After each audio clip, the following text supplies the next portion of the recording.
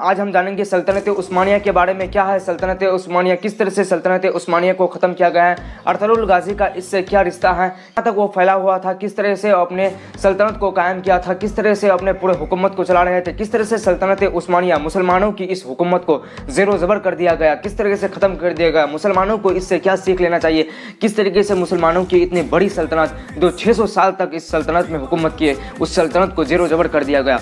आज हम जानेंगे, इसी पहलुओं पर बात करेंगे, इसी पहलुओं पर हम जानेंगे कि किस तरह से सल्तनत उस्मानिया को ज़ेरो ज़बर किया गया, किस तरीके से उसे इस दुनिया से ख़त्म किया गया और वहाँ का एक बच्चा भी अभी तक बाकी नहीं है, एक बच्चा को वहाँ का निकाल के ख़त्म कर दिया गया। किस सल्तनत उस्मानिया के बारे में बात करें तो इसके बहुत सारे फहरिस्त हैं, बहुत सारे इसके पीछे जानकारी छिपे हुए हैं, बहुत सारे फहरिस्त हैं जो 600 साल तक हुकूमत किए हैं। आप लोग सोच सकते हो कि कितना उसका फहरिस्त हो सकता है। तो चलिए उसके बारे में शुरुआत से जानते हैं कि कैसे वो वजूद में आया। अगर हम सल्तनत उस्मानिया की बात करें तो हमें बहुत पीछे जाना होगा। अरतुगरुल गाजी के पिता सुलेमान शाह का एक कबीला था जिसका नाम था काई कबीला। दोस्तों उस समय कबीला हुआ करता था, बहुत समय पहले की बात है, 700-800 साल पहले की बात है।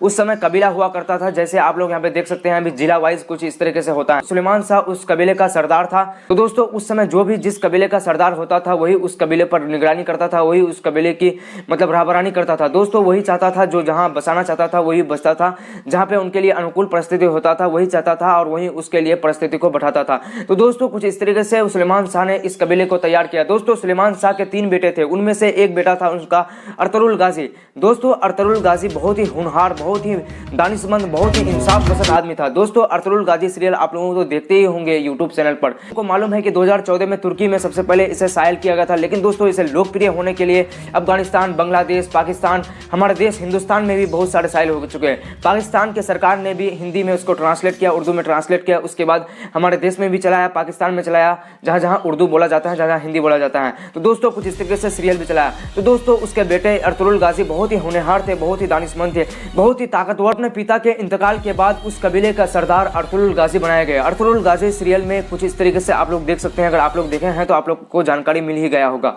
तो कुछ इस तरीके से सुलेमान शाह के मृत्यु के बाद अरतुगरुल गाजी उस काई कबीले के सरदार मुंतखब किए गए। तो दोस्तों अरतुगरुल गाजी कुछ इस तरीके से अपने कबीले को रहबरानी करते रहे। अपने कबीले के जो भी आदमी थे उनको लेकर वो काफी सारे जंग में गए, काफी सारे फतुहात हासिल किए। दोस्तों अरतुगरुल गाजी कुछ इसी तरीके से एक बार शिकार करने के लिए गए थे, तो दिल में ही एक दो पार्टियों का यहाँ पे जंग हो रहा था। तो दोस्तों उसमें अरतुगरुल गाजी ने हारते हुए पार्टियों का साथ दिया, जो हार रहा था उस जंग में उसका वो साथ दिया। तो दोस्तों वो 400 आदमियों के साथ थे, तो उन 400 आदमियों के साथ जब वहाँ पे पहुंचे तो वहाँ पे हारते हुए पार्टी को वो जिता दिए। लेकिन दोस्तों वो हारते हुए जो पार्टी था वो सल्जूक था, वो उनका दुश्मन ही था। लेकिन दोस्तों जब उसको पहुंचाया गया तब उसको मालूम हुआ था कि वो सल्जूक सल्तनत है। जीतने के बाद दोस्तों सल्जूक सल्तनत ने उसे एक छोटा सा इलाका दे दिया, जिससे वो अपने कबीले को वहाँ पे स्वतंत्र रूप से बसा सकते थे, वो कोई भी खेती बाड़ी वहाँ पे कर सकते थे। दोस्तों कुछ इस तरीके से सल्जूक सल्तनत में कुछ इस तरीके का कबीला काई कबीला यहाँ पे कायम हो गया।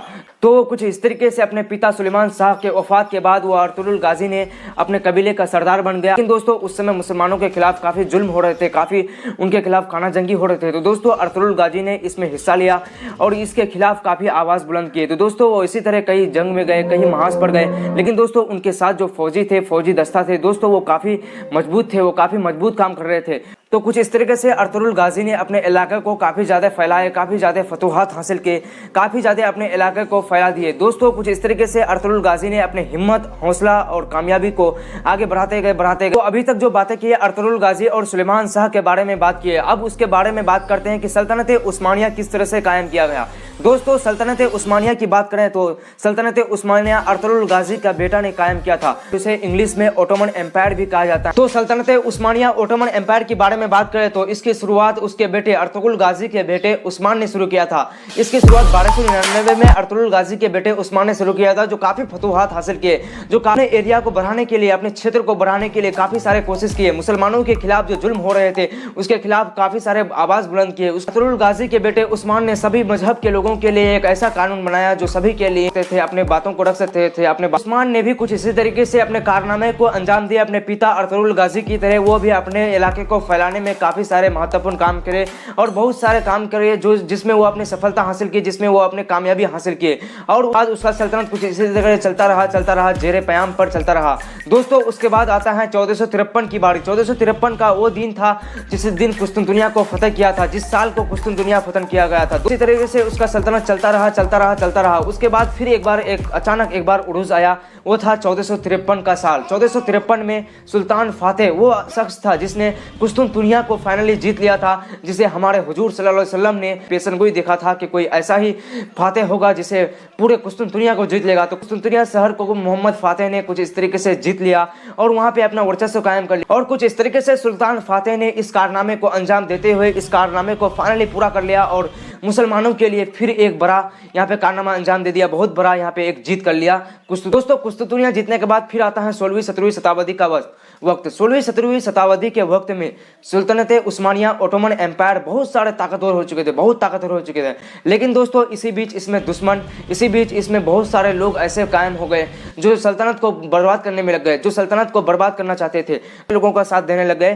तो दोस्तों कुछ इस तरीके से सल्तनत में दरार पैदा होने लगे, सल्तनत में ही एक आपस में खाना जंगी स्टार्ट हो गया।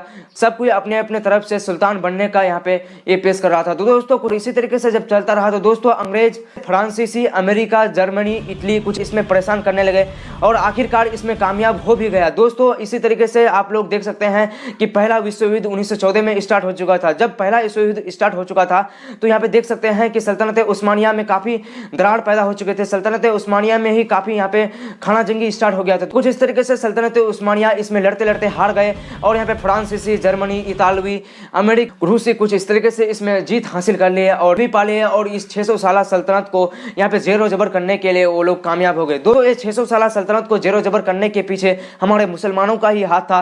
दोस्तों जब घर में ही फूट हो जाता है तो देख सकते हैं आप लोग किस तरीके से वहाँ पर खाना जंगी स्टार्ट हो जाता है। देख सकते हैं हमारे देश भी अंग्रेजों का 200 साल 300 साल तक गुलाम रहा, ये ऐसे नहीं रहा, ये हमारे देश में फूट की वजह से हो गया। डालो और राजनीतिक कुछ इसी तरीके का उनका मकसद था अंग्रेजों का और हमारे देश में भी कुछ इस तरीके से कब्जा कर लिया। तो दोस्तों इसी तरीके से सल्तनत उस्मानिया पर भी कब्जा कर लिया गया, सल्तनत उस्मानिया को भी कुछ इसी तरीके से बर्बाद किया गया।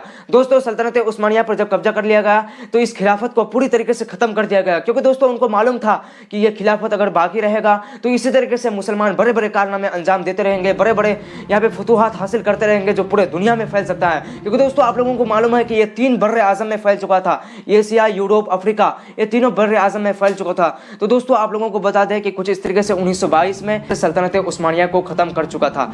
तो ये था सल्तनत उस्मानिया ओटोमन एम्पायर जिसे बर्बाद किया, कैसे वजूद आया, किस तरह से खत्म हुआ, किस तरीके से वो बर्बाद किया, किस किस ने उसको बर्बाद किया, किस किस देश ने आप लोग बर्बाद किया, आप लोग जान चुके कुछ इस तरीके से। तो फिर मिलते हैं इसी तरह के इंफॉर्मेटिव वीडियो में, इसी तरह के ऐतिहासिक वीडियो में फिर मिलते हैं। जय हिंद।